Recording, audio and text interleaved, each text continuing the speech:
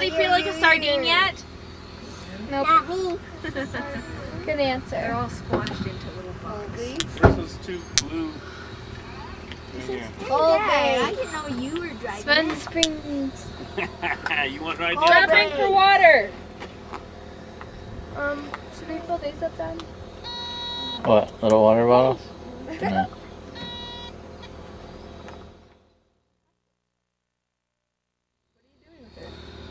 On the way back, Give we'll it to fill them up. who? Give it to who? Let me see. I don't care.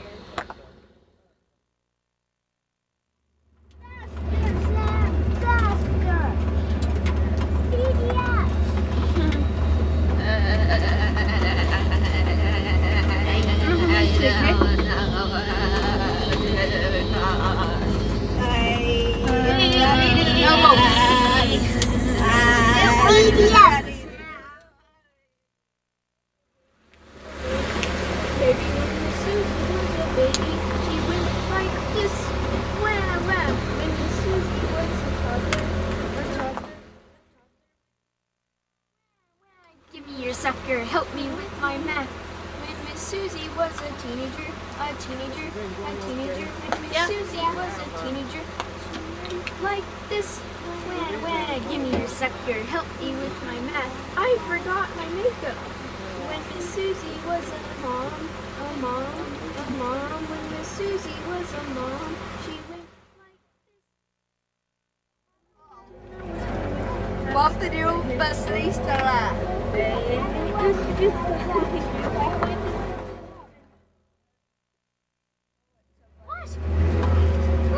Bump in the Rockies, er is de freestyle. Anybody know any other songs? There's this one about this angel trying to get to fly like a kite. Oh.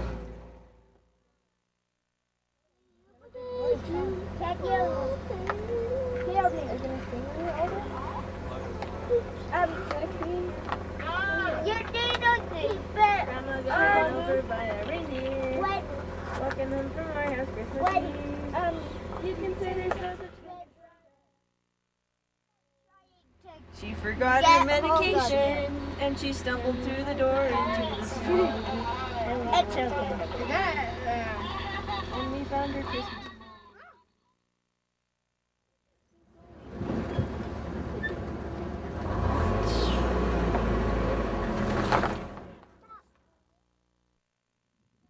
Go get some sunscreen.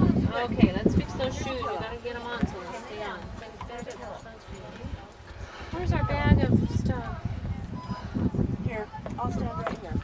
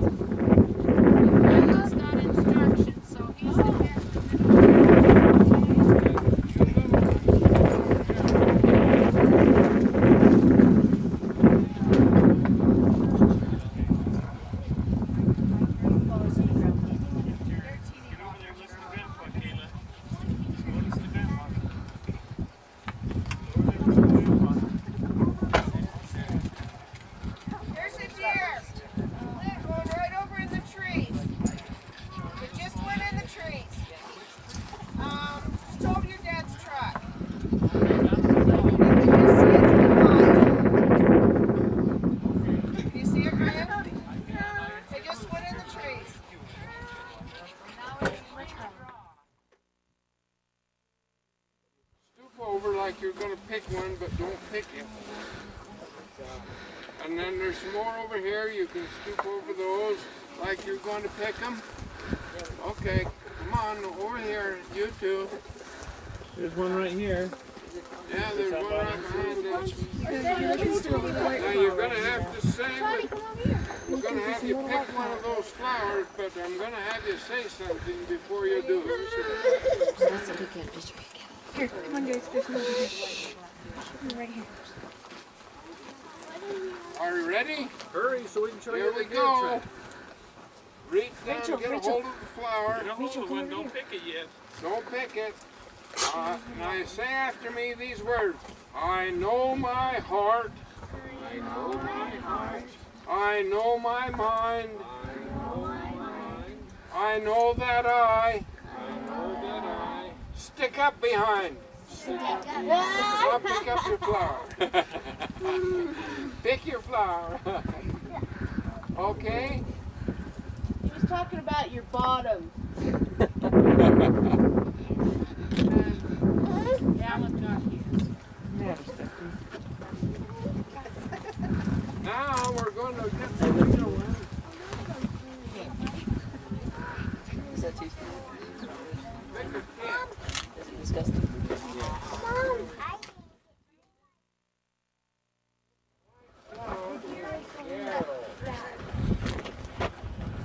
What? I got extract that. Yarrow. I do pick. And down my bosom. I do stick. The first young man or girl that speaks to me surely shall my sweetheart be. Okay? Want to talk to me? Now you got the You essentials. say that too? You talk to them. Who did you say that to?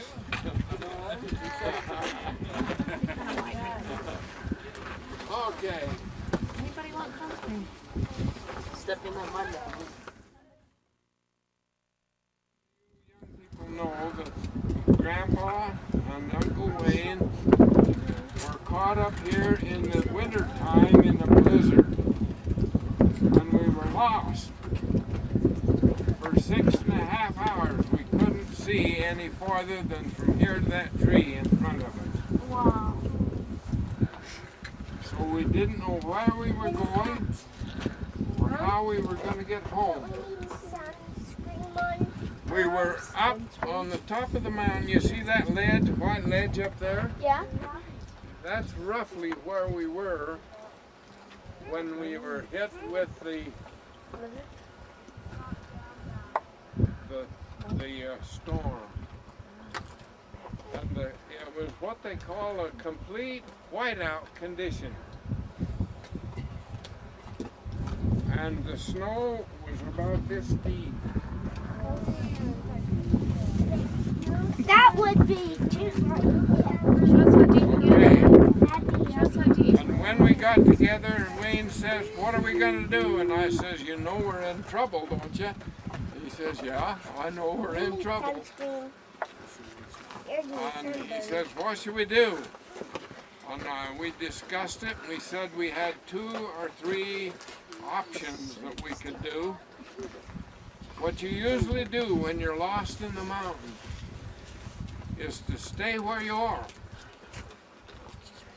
Then the people that come to look for you will be able to find you. If you start walking, nobody knows where you are. They won't know where to look for you. Besides, you can get in more trouble sometimes too. Yeah, you get more trouble.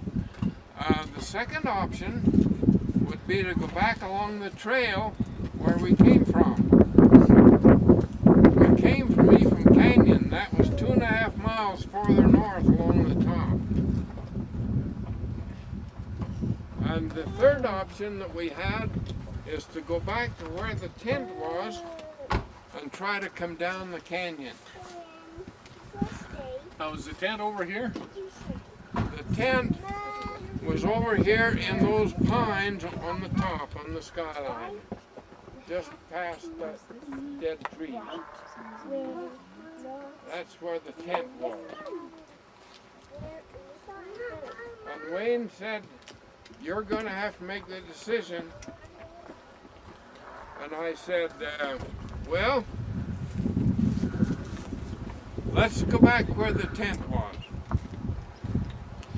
Let's walk down the canyon.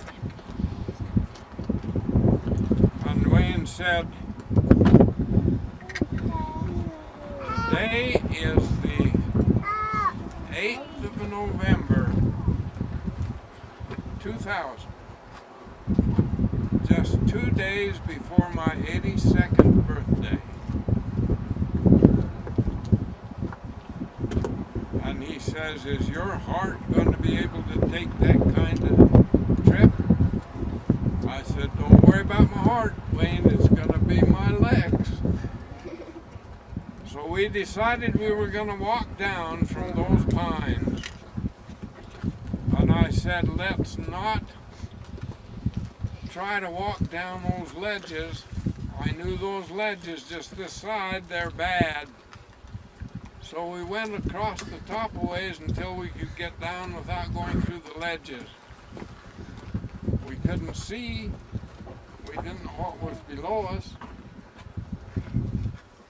And we knew that the search and rescue would not be able to find us. So we came and we dropped down and we followed the ridge line. There's a ridge that follows down into this North Fork. And this road goes up a steep hill, and then when it gets to the top of that steep hill, that's the place that we were going to try to shoot for. The snow was still so deep, and it was so cold, I was frozen at that time. My feet and my hands were so numb I couldn't feel anything with them. I bet Uncle Wayne was too. And Uncle Wayne was too.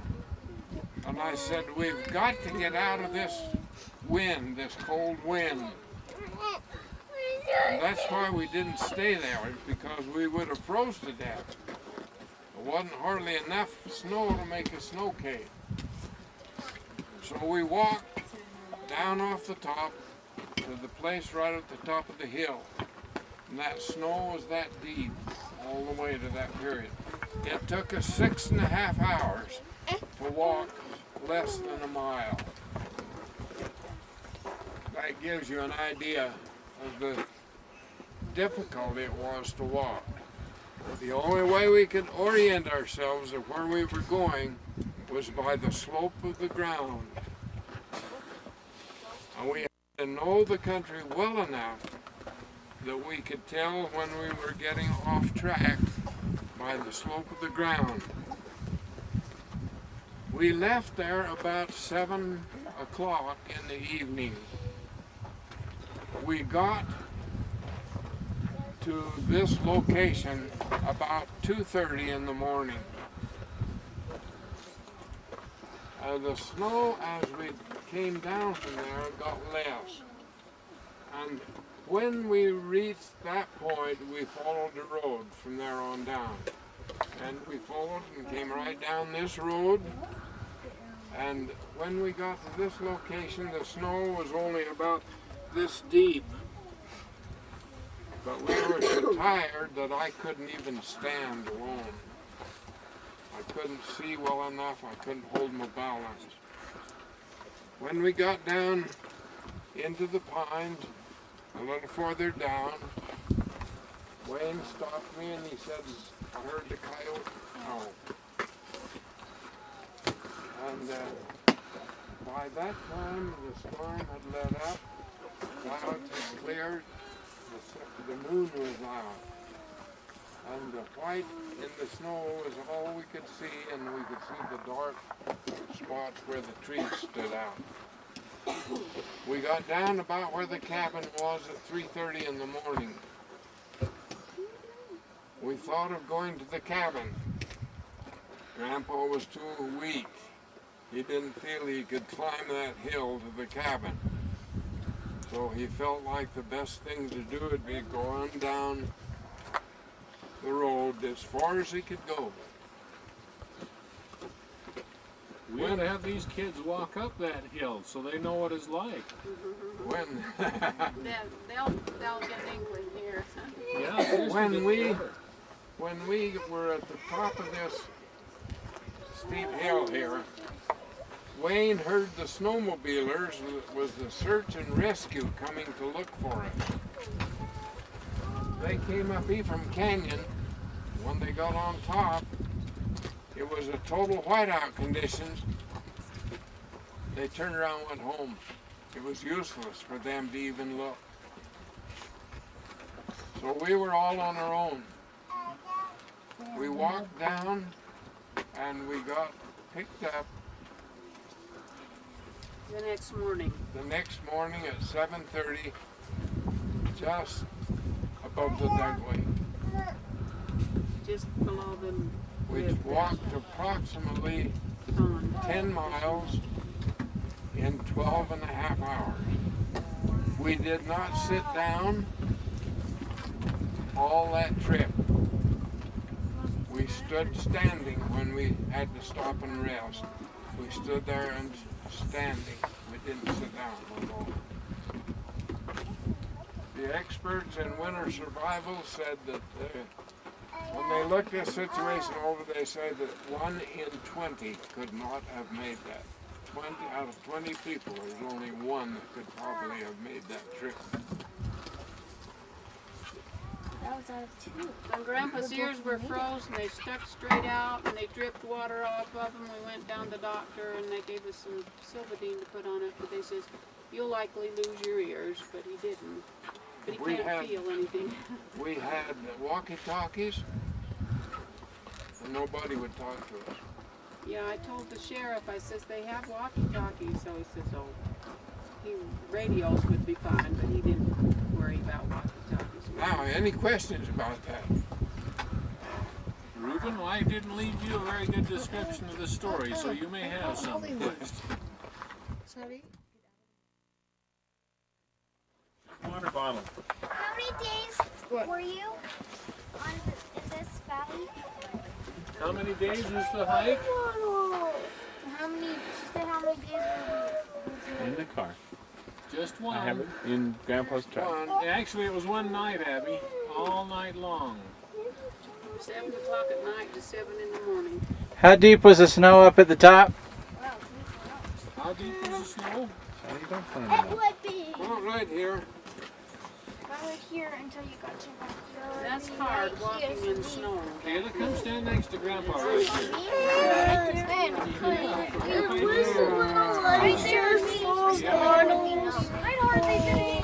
Well, it was actually November 7th when you got off, and you went and voted because it was a Tuesday, right, that night? It was the first Tuesday of the month, and you went and voted when you got off that night. When we got this far, we figured we made it. Until we got down to here, we didn't know whether we were going to make it or not. Okay. Good. We organized.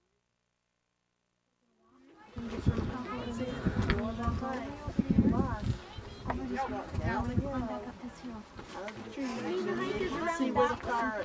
Yeah. No, you We're should be able going to to see each go. other in there. Listen to Grandpa. We're going to go over that little round patch of aspen. We're going to go through that one. And then when we get through there, we'll go over and stand in front of those trees where that lone pine is, mixed in with the aspen. And there we're going to divide you up. That one up at the top. No, down at the bottom. The big one, tall one. Yeah. Are we driving both the trucks? Just a minute, he's recording. When we get to that point, we're going to organize our drive. And we're going to make a line right up through those aspens, from clear down the bottom, clear to the top. And then we're going to walk in a line, clear down through there until we get right to here. Right down to here. See what I mean? That's where that fence line was? Doesn't the bowhead start next week? Doesn't the bowhead start next week?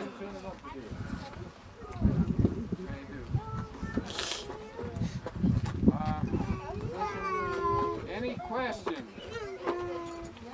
when we make that lineup, we're going to put the smaller ones or the bigger ones, or the adult ones, up near the top because that's going to be harder walking.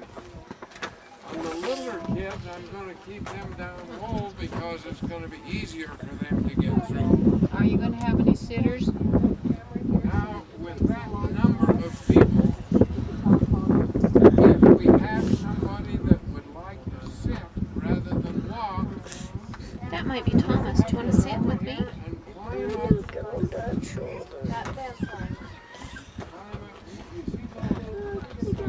See the fence? Hey, do you want to sit with me? I want to do I bet you every one of these girls has something pretty smelly on them. I don't. Tomorrow we're going to be walking into the wind. Oh yeah, we are. Like I said, pretty smelly. now if we were actually hunting, the ones who sit here on the west would be the ones that would get the shooting. They will get to see the deer. The ones that are in driving, it's going to be so thick, we likely will just get one glimpse and they'll be gone. Okay, and whoever gets the bear, make sure you get a picture. Okay, throw your camera. Hold for your camera. Lay down and play dead. Now, Lay down and play dead. there's one other thing we all need to know. Lay down and play dead. Less harm. Less are the hardest. We're going to try to get to see some deer. It will help us to know a little bit about deer and what their pattern is. The deer is a nocturnal animal. What does that mean? Come out at night. It comes out at night. Okay, a deer is the deer that is active during the nighttime. What does he do in the daytime? Sleeping. Sleep. He's sleeping. That means that most of the deer that we're going to find, we're going to stumble onto them in their sleeping place. And they'll jump up in front of us and disappear in the willows and we won't be able to see them very much. And that's why we're thinking of putting somebody at the lower end. They would be the ones that would get the pictures and get to see the deer. Okay?